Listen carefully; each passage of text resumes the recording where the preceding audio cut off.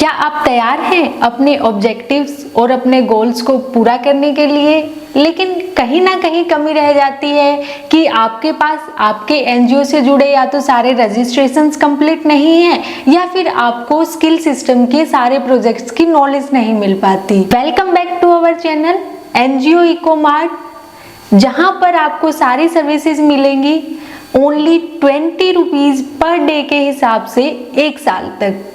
अब ये सारी सर्विसेज और रजिस्ट्रेशंस क्या होंगे उनके बारे में हम लोग डिस्कस करेंगे इस वीडियो के अंदर कंप्लीट इंफॉर्मेशन के साथ। सबसे पहले मैं आपको 10 रजिस्ट्रेशंस एनजीओ के लिए क्या क्या होने चाहिए उनके पास, उनकी लिस्ट आपको मैं स्क्रीन पर दिखा रही हूँ। ये सारे रजिस्ट्रेशंस हम आपको प्रोवाइड करवाएंगे और इन सारे रजिस्ट्रेशंस के बारे में हम लोग डिस्कस करते हैं कि ये रजिस्ट्रेशंस कराने के आपको क्या बेनिफिट्स हैं और इनका फॉर्मेट किस तरीके का होता है और क्या क्या आपको प्रोजेक्ट्स इनकी हेल्प से मिल सकते हैं। तो चलिए शुरू करते हैं इस वीडियो।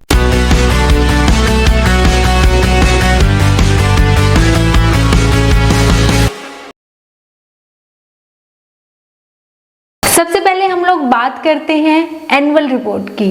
दोस्तों, एनुअल रिपोर्ट एक ऐसा फॉर्मेट है जिसके अंदर कोई भी ऑर्गेनाइजेशन, कोई भी कंपनी अपनी एनजीओ ने या एंटिटी ने 1 साल के दौरान क्या क्या काम किया उस काम का ब्रीफ देती है। यानी कि उस 1 साल के अंदर उनका क्या विजन था, किन गोल्स पर उन्होंने काम किया और क्या उनका फाइनेंशियल रहा, किन गवर्नमेंट डिपार्टमेंट्स के साथ उन्होंने काम किया। ये हाइलाइट्स सिर्फ एक फॉर्मेट के अंदर हम लोग 1 साल के दौरान किए हुए सारे काम्स का ब्यौरा सिर्फ एक पीडीएफ में देते हैं। अब जैसे कि आप स्क्रीन पर देख पा रहे होंगे, ये एक इशिता सोसाइटी की एनुअल रिपोर्ट है जिसके अंदर उसकी सारी की सारी 1 साल के ब्यौरा को डिस्कस किया हुआ है।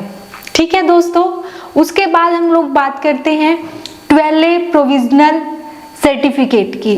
12A प्रोविजनल सर्टिफिकेट जो है दोस्तों, वो इनकम टैक्स डिपार्टमेंट के द्वारा अप्रूव किया जाता है।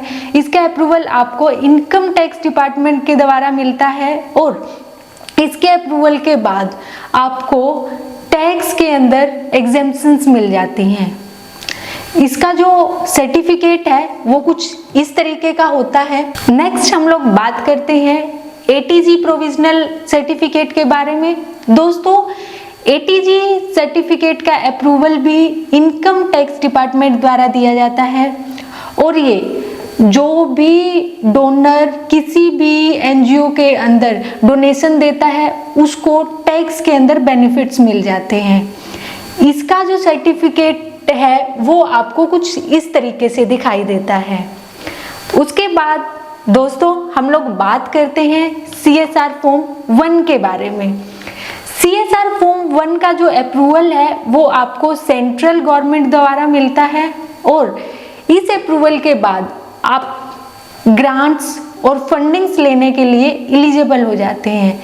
लेकिन दोस्तों, इसके अप्रूवल के लिए आपको उस एप्लीकेशन को डिजिटली वेरीफाई कराना पड़ता है, या तो CA से या CS से। CA या CS के वेरीफाई करने के बाद उसको MCA की वेबसाइट पर अपलोड किया जाता है और वहां से आपको सर्टिफिकेट का अप्रूवल मिलता है। CSR फॉर्म का जो सर्टिफिकेट है वो आपको कुछ इस तरीके से दिखाई देगा। अब हम बात करते हैं एनजीओ दर्पण के बारे में। दोस्तों, एनजीओ दर्पण का जो सर्टिफिकेट है वो सभी एनजीओज के लिए यूं मान लो कि एक मैंडेटरी डॉक्यूमेंट होता है। अगर आपके पास एनजीओ दर्पण का सर्टिफिकेट है तो आप गवर्नमेंट, जो भी हमारी सेंट्रल और स्टेट दोनों गवर्नमेंट्स जितनी भी स्कीम्स निकालती हैं उन स्कीम्स के अंदर आप अप्लाई कर सकते हैं। जैसे कि हमारी समग्र शिक्षा स्कीम होगी या फिर हमारी PMKVY स्कीम्स हो गई। इनके अलावा और भी बहुत सारी स्कीम्स होती हैं जिनके अंदर आप अप्लाई कर सकते हैं। अब हम बात करेंगे MSME रजिस्ट्रेशन के बारे में। दोस्तों, अगर आपके पास MSME का रजिस्ट्रेशन है, दोस्तों MSME के रजिस्ट्रेशन को एनजीओ भी अप्लाई कर सकती है और कंपनी भी अप्लाई कर सकती है। दोनों इसको अप्लाई करने के लिए एलिजिबल होती हैं। और अगर आपके पास एमएसएमई का रजिस्ट्रेशन है और आप किसी स्कीम के अंदर एंटर करना चाहते हैं, किसी नए प्रोजेक्ट के अंदर एंटर करना चाहते हैं, लेकिन आपका फाइनेंशियल उसके लिए स्ट्रॉन्ग नहीं है, तो दोस्तों एमएसएमई रजिस्ट्रेशन के बाद आपको लोन के अंदर कुछ सब्सिडीज मिल जाती हैं। अगर आपको टैक्स के अंदर बेनिफिट्स चाहिए तो आपको टैक्स के अंदर एग्जेम्पशंस मिल जाती हैं। और भी ऐसे बहुत सारे बेनिफिट्स रहते हैं जिसको आप एमएसएमई के अप्रूवल के बाद ले सकते हैं। अब हम डिस्कस करेंगे ई अनुदान रजिस्ट्रेशन के बारे में। दोस्तों ई अनुदान एक वेबसाइट है जहां पर कोई भी एनजीओ रजिस्ट्रेशन करने के बाद डायरेक्टली स्कीम्स के अंदर अप्लाई कर सकता है। बहुत सारे स्कीम्स उसके अंदर हैं, जैसे कि ड्रग्स रिडक्शन स्कीम है, श्रेष्ठा स्कीम है, और इसके अलावा और भी बहुत सारे स्कीम्स हैं जिसके अंदर एनजीओ अप्लाई कर सकते हैं। दोस्तों उसके बाद हम लोग बात करते हैं जैम पोर्टल रजिस्ट्रेशन के बारे में।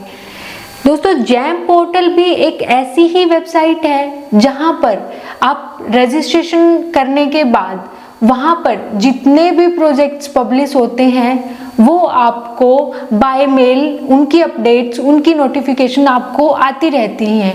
दोस्तों इसके अंदर भी दो तरीके होते हैं। अगर आप उस पर सिर्फ लॉगिन कर देते हैं और लॉगिन करने के बाद अगर आप सर्विसेज ऐड नहीं करते तो लॉगिन करने तक आपको कोई भी नोटिफिकेशन बाय मेल किसी प्रोजेक्ट की नहीं आएगी।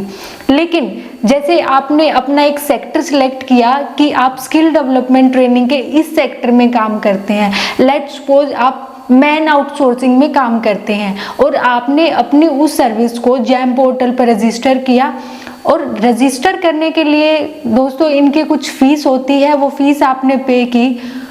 वो फीस पे करने के बाद आपकी जो सर्विस है वो ऐड हो जाती है, और उसके बाद जितने भी उस पोर्टल पर आपके सेक्टर से जुड़े प्रोजेक्ट्स आते हैं उनकी नोटिफिकेशंस आपको बाय मेल मिलना शुरू हो जाती है। दोस्तों अब हम बात करेंगे स्टार्टअप इंडिया रजिस्ट्रेशन के बारे में। स्टार्टअप इंडिया रजिस्ट्रेशन क्या है? दोस्तों स्टार्टअप इंडिया रजिस्ट्रेशन को सिर्फ कंपनीज और सेक्शन 8 कंपनी ही अप्लाई कर सकती हैं, सोसाइटी या ट्रस्ट इसको अप्लाई नहीं कर सकती। इसके बेनिफिट्स क्या हैं वो जान लेते हैं। दोस्तों कोई भी नई ऑर्गेनाइजेशन अगर अपनी एंटिटी को स्टार्टअप इंडिया के अंदर रजिस्टर कर देती है तो उसको बहुत सारे बेनिफिट्स मिलते हैं। हमारे जो सेंट्रल और स्टेट गवर्नमेंट है वो बहुत सारे प्रोजेक्ट्स निकालती है जिसके अंदर स्टार्टअप के अंदर रजिस्टर्ड कंपनीज के लिए स्पेशल बेनिफिट्स रहते हैं। मैं आपको आपकी जानकारी के लिए कुछ ऐसे प्रोजेक्ट्स स्क्रीन पर दिखा देती हूँ। दोस्तों ये एक एनएसटीसी का मोबिलाइजेशन एजेंसीज के लिए जो प्रोजेक्ट एनएसटीसी ने निकाला था वो है, जहां पर नॉर्मल एजेंसीज को 11,000 प्लस जीएसटी पे करना था, लेकिन जो स्टार्टअप एजेंसीज थी उनके लिए ये फीस एग्जेम्प्ट थी।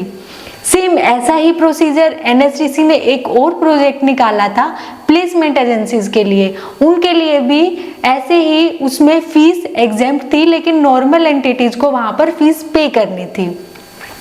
एक और प्रोजेक्ट दोस्तों जो हार्टोन का प्रोजेक्ट था उसके अंदर भी ऐसे ही स्पेशल एग्जेम्पशंस जो एंटिटीज स्टार्टअप के अंदर रजिस्टर्ड थी उनको दी हुई थी। और दोस्तों ये तो वो प्रोजेक्ट्स हैं जिनके बारे में मैं आपको बता रही हूँ। ऐसे ही और भी बहुत सारे प्रोजेक्ट्स हैं जिनकी आपको जानकारी ही नहीं है, लेकिन जो स्टार्टअप इंडिया के अंदर रजिस्टर्ड ऑर्गेनाइजेशंस हैं उनको हमारी सेंट्रल और स्टेट गवर्नमेंट ऐसे ही बेहतरीन प्रोजेक्ट दिन प्रतिदिन देती रहती है। तो जल्दी से आप स्टार्टअप इंडिया के अंदर तो रजिस्टर्ड जरूर करें। दोस्तों अब हम बात करते हैं हमारी ऑर्गेनाइजेशन की प्रोफाइल के बारे में। ऑर्गेनाइजेशन की प्रोफाइल आपको नाम से ही समझ में आ रहा होगा कि हमारी ऑर्गेनाइजेशन क्या है, क्या काम करती है, कहाँ पे लोकेटेड है, कौन कौन हमारी ऑर्गेनाइजेशन के ऑथोराइज सिग्नेटरीज हैं और क्या क्या हमारे पास लीगल डॉक्यूमेंट्स हैं। इन सारी इंफॉर्मेशन का ब्रीफ आप सिर्फ एक सिंगल पीडीएफ में देते हैं जिसे हम ऑर्गेनाइजेशन प्रोफाइल बोलते हैं। उसके बाद दोस्तों हम लोग बात करते हैं 10 कार्ड रजिस्ट्रेशन के बारे में।